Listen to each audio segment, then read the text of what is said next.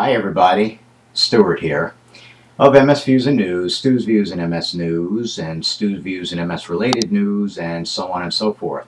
You know, with so much going on in my life these days, you have to wonder where it all came from, and you know, and how I got to this point. So, you know, the primary reason for this recording today is because I want to discuss with you self-advocacy, and how important it is that you be aggressive with your own treatments, your own illness. Know when it is time to maybe find a new doctor, know how to speak with your doctor, because you know there's so much going on with multiple sclerosis and with your health that you really need to be on top of things.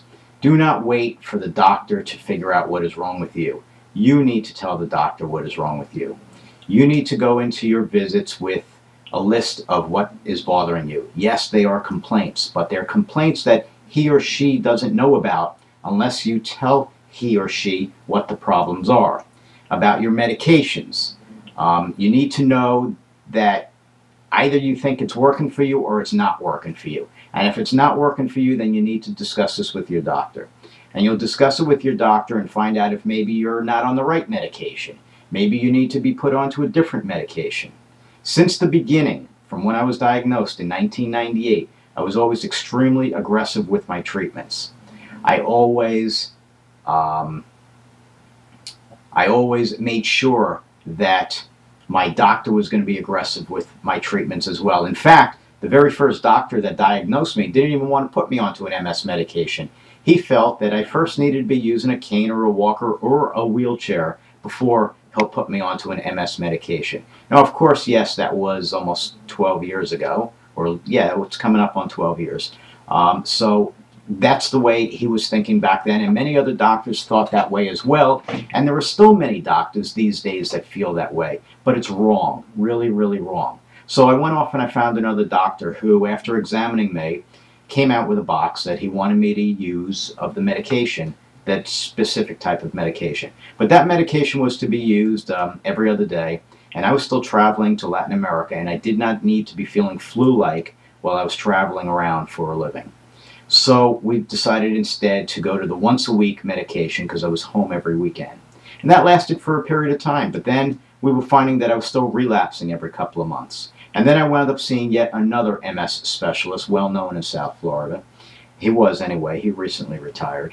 And this doctor decided he's going to put me onto dual therapy. Yes, great. I now had a doctor who was going to treat me aggressively, and I needed to be treated aggressively because I did not want my MS worsening.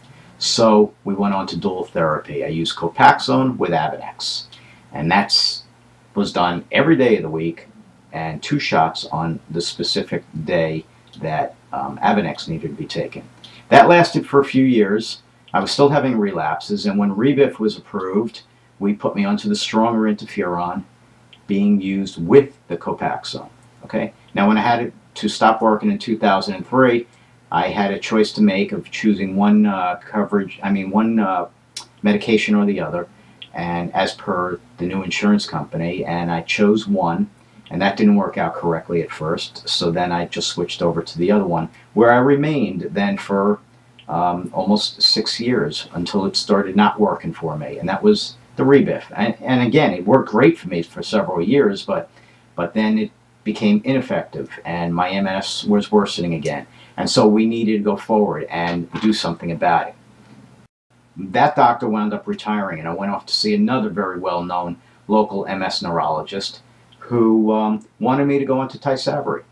And he felt that, yes, I was worsening. And I was then using a cane also all the time. This was about 3 years ago when that all began. And so, again, now I was with an even more aggressive doctor.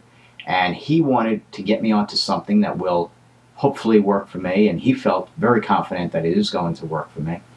You know, the thing is I had to be aggressive with my treatments. I wanted quality of life. I'm sure each of you do too. Quality of life is a major, major issue for all of us. We want to be able to do things. We don't want to be stuck in our houses or our apartments or wherever it might be, but we want to be able to get out and do things, travel, Enjoy life. Life is too short not to enjoy it, correct? So, so we have to do and be aggressive all the time with our treatments, whether it be a person that wanting to look at CCSVI or Tysabri or Cytoxan or Rituxan or anything that's very strong that maybe the injectable medications are no longer working for you and you need to move on and try something else. Anything to try to help you regain some of your quality of life. I know several that have gone for the CCSVI and they love it. They think it's made a world of difference for them, that they're symptom free. I know many others that have gone for CCSVI, liberation treatment, and it's done absolutely nothing for them. Or that it did for them for a couple of days and then everything just reversed again. So yes, CCSVI has a lot that needs to be better known of it. More research has to be done.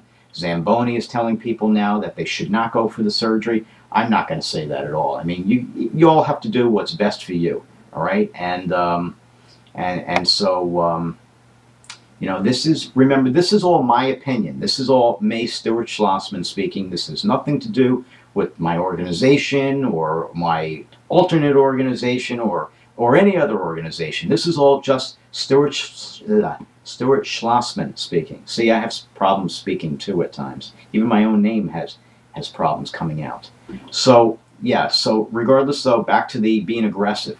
You have to aggressively treat your illness, whether it be symptoms that you need to treat, side effects that need to be gotten rid of, whatever it is, you need to be aggressive. Please, please learn to be your own self-advocate. It's great that each major organization has patient advocates, but those are only people that you can speak with or to and learn something from. But you yourself must be hardlined. When you have this illness or any other illness, you must take a hard stance for you, maybe your caregiver, whoever it is. You must get proactive and help yourself. This is the entire topic that I'm having for this week, and I will say nothing further. If you have any questions, please contact me via email, right to Stuart at msviewsandnews.org, okay, or info@msviewsandnews.org. And I will answer your questions as best I can. And remember though, I am not an MD, I'm not a doctor. If it's anything that specific, I will tell you that you need to speak with your doctor.